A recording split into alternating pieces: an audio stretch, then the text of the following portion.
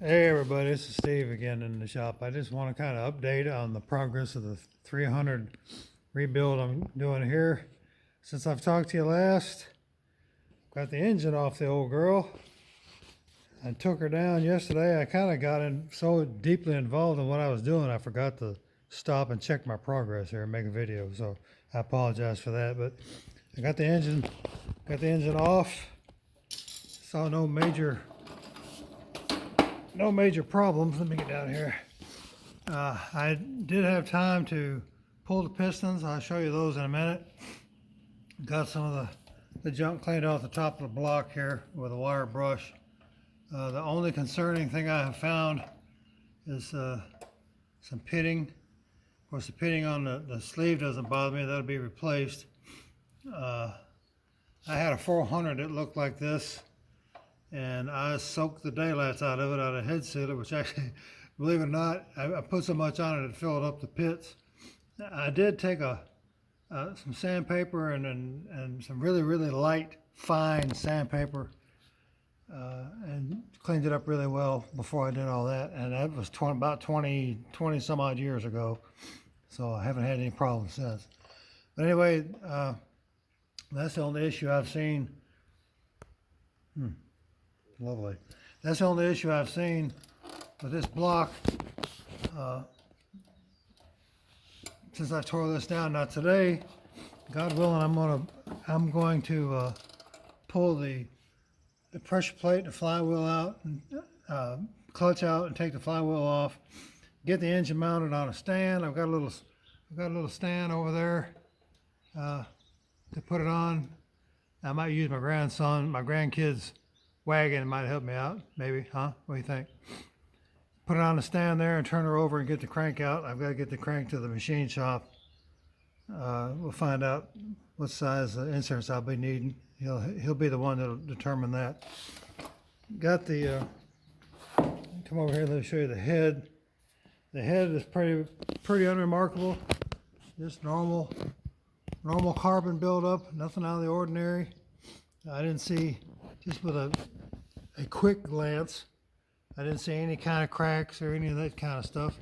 The manifold came off really well. I didn't break off any studs. None of the studs broke. All that was intact.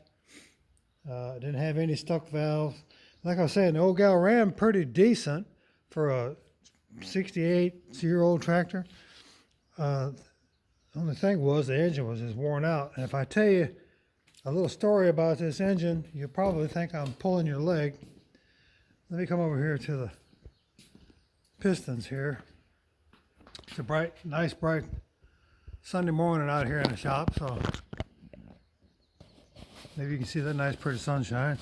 It's the pistons. Now you're going to think I'm lying to you, but when I was looking down the engine, looking down at the engine like this, there was so much gap. Now, you may have seen this before, but I never have, okay? I'll put it to you like that. There was so much gap between the walls of the piston and the cylinder walls that I could look down all the way around the piston and see the top ring. Now, you think I'm pulling your leg and I'm lying to you, but that is some worn out crap right there.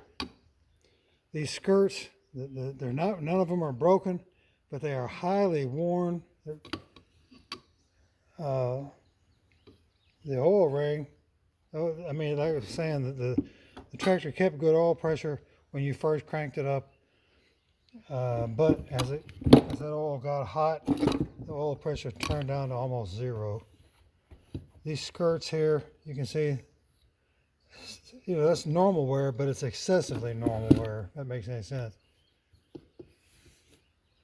You can see right there where I was blowing right past the top ring, blowing past the second ring.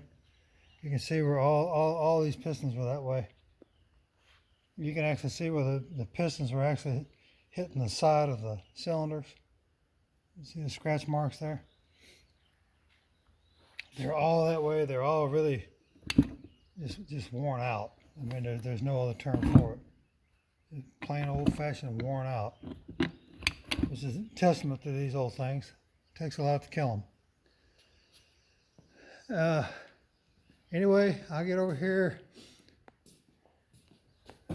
after the engine goes to the machine shop, I'm gonna start tearing down all this, all the tank. I will eventually end up taking what is usually the TA section. This tractor came from the factory, TA delete.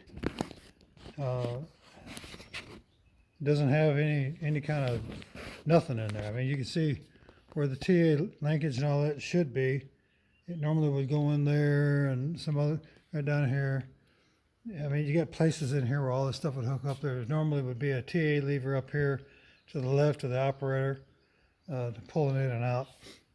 Thankfully, this machine doesn't have one. I have replaced them. Matter of fact, I got one over there on the workbench that I took out of that 300 that I parted out in that other video.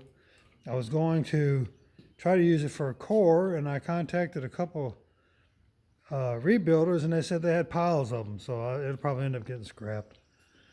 Anyway, you can see here lots and lots of grease and gook. I got to get this crap cleaned out of here. I'm going to replace the throw-out bearing along with the clutch and whatnot. So there's a lot of things left to do on the old girl.